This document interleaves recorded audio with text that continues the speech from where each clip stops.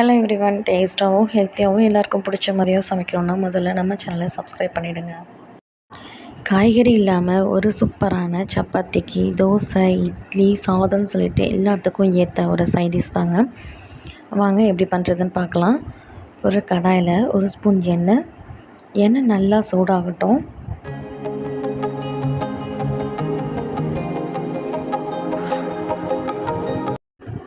கடுகு சேர்த்துக்கலாம். உளுத்தம்பருப்பு, கடலைப்பருப்பு இதெல்லாம் சேர்த்துக்கலாம்.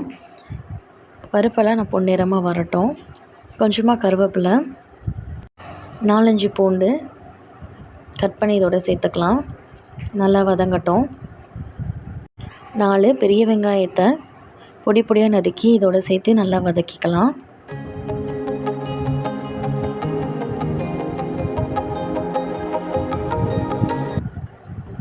ஆறு தக்காளி நீளமாக கட் பண்ணி சேர்த்துக்கலாம்.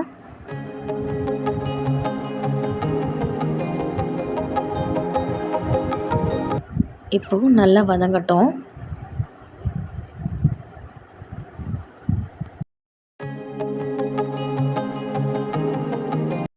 இப்போது 1 டீஸ்பூன் மஞ்சத்தூள், 2 ஸ்பூன் மிளகாய்த்தூள், தேவையான அளவு உப்பு சேர்த்துக்கலாம்.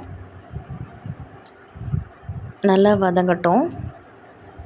தக்காளி வெங்காயம் நல்லா மசிஞ்சு வரத்துக்காக மூடி வச்சு வேக விட்டுக்கலாம். இப்போது கொஞ்சமாக கரம் மசாலா சேர்த்து நல்லா வதக்கிக்கலாம். அவ்வளோதாங்க, டக்குன்னு சூப்பராக சாதம், சப்பாத்தி, இட்லி, தோசைக்கெலாம் ஏற்ற சைடிஷ் ரெடிங்க. இந்த மாதிரி தக்காளி கிரேவி நீங்களும் செஞ்சு பார்த்துட்டு கமெண்ட் பண்ணுங்கள். பிடிச்சிருந்தா லைக் பண்ணுங்கள், ஷேர் பண்ணுங்கள். மறக்காமல் நம்ம சேனலை சப்ஸ்கிரைப் பண்ணிவிடுங்க. தேங்க்ஸ் ஃபார் வாட்சிங்.